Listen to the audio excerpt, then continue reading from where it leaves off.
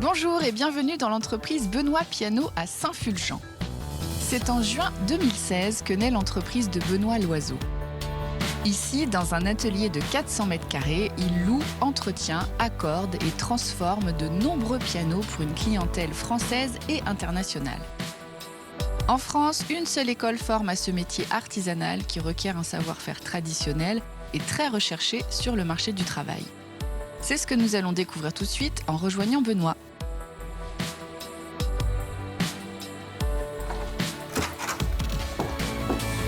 Bonjour Benoît. Bonjour. On est ici à Saint-Fulgent, dans ton entreprise qui s'appelle Benoît Piano. Oui. Donc tu es facteur de piano, accordeur et ébéniste, c'est bien ça? Accordeur, restaurateur. Restaurateur. Et ébéniste. Ok, très bien. Alors explique-nous un petit peu comment tu es devenu justement accordeur, facteur de piano. Comment tu t'es formé à ce métier? Ce métier, m'a toujours intéressé. Donc dès la fin du collège, je suis parti faire un CAP d'accordeur de piano au Mans. D'accord. Je suis resté salarié 16 ans dans une entreprise en Charente-Maritime, à Saintes. D'accord. Et puis, après, en 2016, j'ai eu un confrère de Vendée qui m'a dit, voilà, Benoît, je sais que tu t'es vendéen, donc est-ce que ça t'intéresse de revenir en Vendée? Parce que je pars à la retraite et bientôt, il n'y aura plus d'accordeur en Vendée. Ok, donc tu as repris son entreprise? On a étudié, mais ça n'a pas pu se faire. Donc j'ai créé l'entreprise en partant de zéro.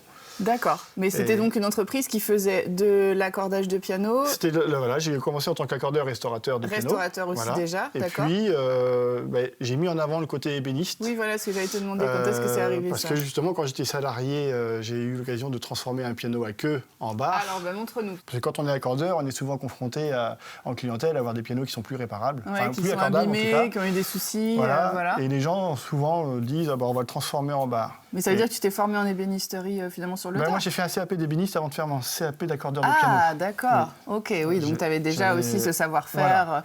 D'accord. Ok, donc c'est le genre de choses que tu peux proposer aujourd'hui, transformer un piano à queue en bar, mais tu fais aussi plein d'autres choses. On est passé devant là, mais justement, ça, c'est un piano droit qui est devenu un bar. Un bar, voilà. D'accord. Qui était effectivement plus accordable, plus réparable. Ouais. Et donc, l'idée était de concevoir un outil de travail pour un sommelier. Suite à ça, un client m'a dit, voilà, j'aime bien ce modèle-là. Et j'avais fait aussi un secrétaire. Il dit, je voudrais que vous puissiez me faire un modèle, un mélange des deux. En partie haute, un bar apéritif, et en partie basse, de quoi ranger mes CD et vinyles. Oui, c'est vrai que les vinyles, c'est pas facile à caser. Oui. Et puis, le petit côté intéressant, c'est qu'il m'a dit, si vous arrivez à faire en sorte que la sonate numéro 20 Chopin s'enclenche à l'ouverture, parce qu'il y avait une ouverture automatique à faire, je vous valide le devis tout de suite. Ah, c'est un objectif, c'est un défi un peu. C'est un défi qui a été réalisé. Et tu as réussi. Voilà. Chaque projet de transformation, c'est toujours des pièces de famille. Ouais. Donc les gens, ils ont leur histoire. Ouais, le piano a son histoire et on essaye et c'est ce qui me plaît. Oui, c'est ce que j'allais dire. Je pense que c'est ce qui te plaît aussi. C'est intéressant parce que du coup, on rentre vraiment dans l'intime de l'instrument et les gens viennent me voir parce que je suis ébéniste, facteur de piano. Oui, bien sûr. Parce que justement, il y a le respect de l'instrument même s'il devient un meuble. Un jour, je me suis dit, si je retrouve une carcasse de piano à queue que je ne peux plus réparer, j'imaginerais une étagère murale. Okay. Je ne savais pas ce que ça pouvait donner, donc voilà, j'ai imaginé ce... Ah oui, parce qu'il y a le partie basse aussi également. La partie basse, je l'ai fait après pour pouvoir le rendre, pour pouvoir l'exposer. Mais j'ai imaginé cette partie basse, c'est un meuble, c'est assez marrant. Oui, c'est ça. C'est une clé de fa. C'est une clé de fa avec tout élémenté. Ah, d'accord. Pour faire aussi un meuble de rangement. Ah oui. De livres. Ah oui, d'accord. Voilà. C'est complètement modulable finalement. C'est modulable. Pour pouvoir, mais je trouvais ça marrant de créer une petite partition. Ce meuble-là, en fait, il se trouve que mon premier piano bar. Oui. Le clavier d'origine était très abîmé et je l'ai rendu visible mais fixe. Il est fixe, oui, on ne peut plus appuyer sur les touches. Et à chaque fois que je l'exposais, les gens disaient « Oh, mais c'est dommage, ça marche pas ». Oui, c'est vrai, c'est le réflexe qu'on a tout de suite. Ah oui, on va appuyer et ça ne s'enfonçait pas. Ouais. Et donc je me suis dit, là, j'ai travaillé avec un fabricant de ressorts sur ce mécanique-là pour faire en sorte que toutes les touches fonctionnent, en respectant les 50 grammes d'enfoncement comme sur un vrai piano. Okay. Donc ça, c'était juste... Et puis, par contre, il y a une note, le La 440, donc le La de référence, qui me permet de faire pousser un petit taquet. Qui est la touche surprise. Pour ouvrir la note. C'est génial. La bibliothèque. D'accord, ok. Ah, c'est magique. Je te suis, on va aller voir un petit peu comment ça se passe dans ton atelier, comment tu travailles. Oui. Ok ?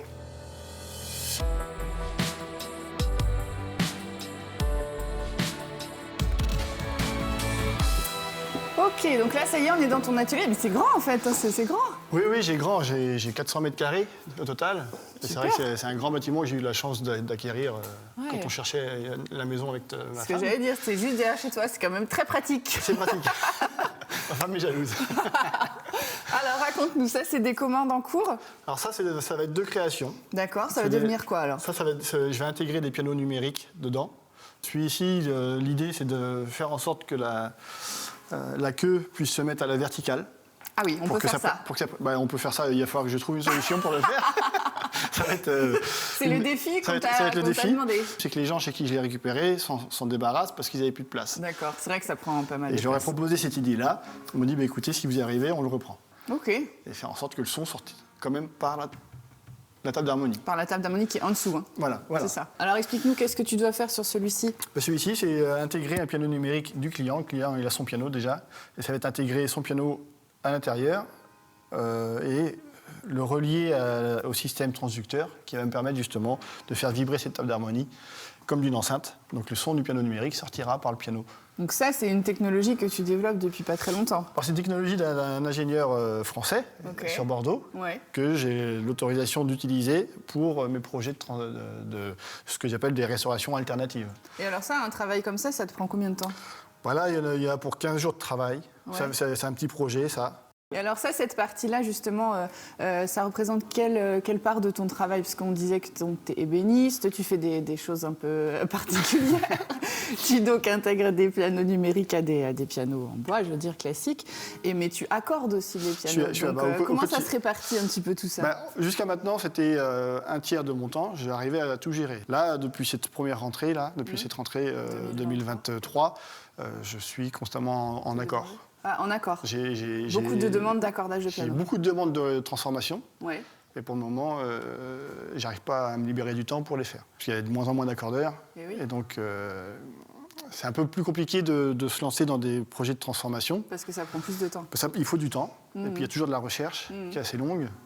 On fait comme on peut. On fait comme on peut, mais ça va se mettre en place. Alors justement, on va aller voir la partie accordage de piano, parce qu'on entend depuis tout à l'heure quelqu'un qui tape sur des notes. C'est ton apprenti, c'est ça? J'ai une apprentie, qui est là depuis cette année, ma première apprentie. Donc je suis content de pouvoir enfin former, transmettre ce métier-là. On n'est pas nombreux, donc c'est important de transmettre le métier. Ok, tu vas nous expliquer ça. C'est parti. Allez. Bonjour. Alors, donc, Maëlle, qui est donc ton apprenti, c'est ce qu'on était en train de dire. Et donc là, elle accorde le piano, j'imagine? Voilà. Elle essaye? Elle apprend à accorder le piano, donc elle est en apprentissage, justement, de ce métier-là. Alors, explique-nous comment ça... Là, c'est hyper beau. C'est vrai qu'on le voit pas souvent, parce que c'est caché, toute cette partie-là, sur un piano droit. Mais explique-nous comment on accorde un piano.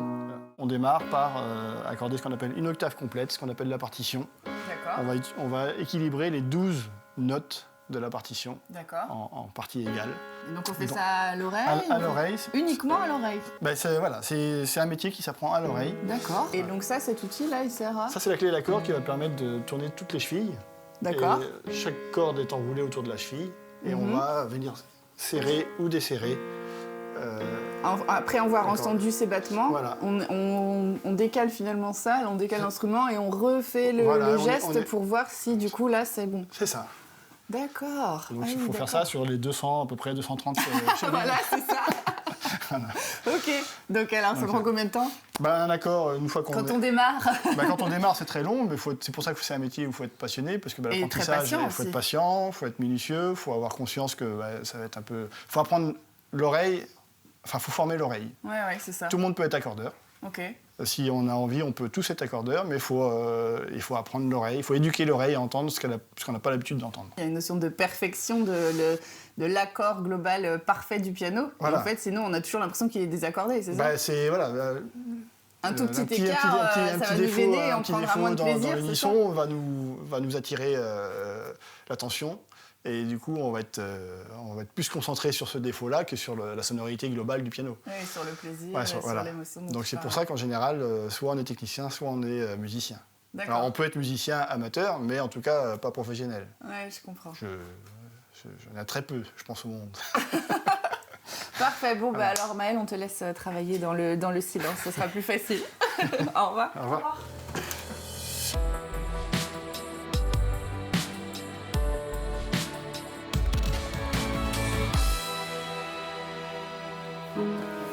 Alors Benoît, explique-moi, je crois que tu as des projets bien particuliers dans ton atelier, dans cet espace. Qu'est-ce que ça va devenir ?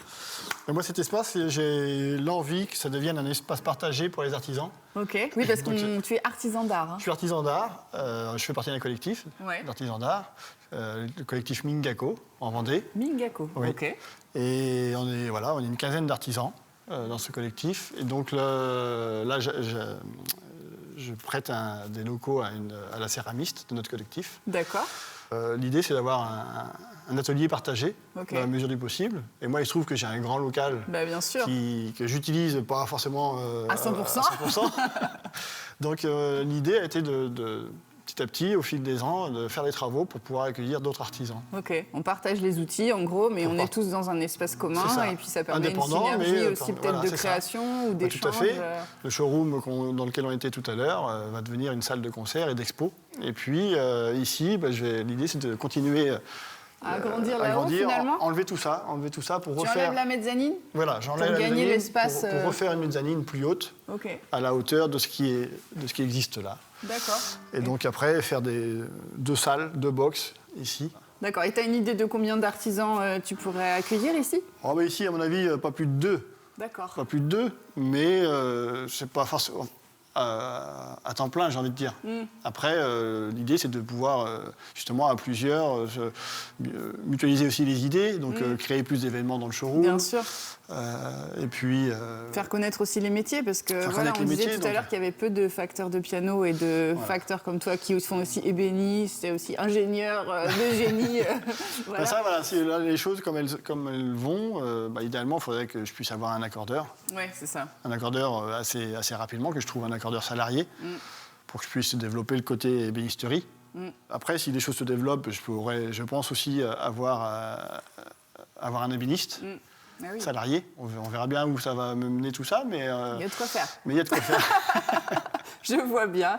Écoute, merci beaucoup Benoît. On est ravis d'avoir pu découvrir ce que tu fais. On a hâte, moi j'ai très hâte en tout cas, de voir ce que ça va devenir cet espace avec tous ces artisans qui vont venir te voir et la pièce de concert qui va être très sympa aussi. Voilà. Merci de ton accueil.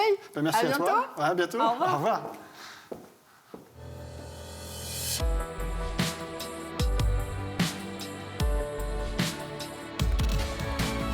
Vous l'avez compris, Benoît Loiseau est un passionné de son métier. Il ne manque pas de travail et il recherche actuellement un accordeur de piano expérimenté et également passionné comme lui. N'hésitez pas à le contacter. Merci beaucoup et à la semaine prochaine pour un prochain Mageco.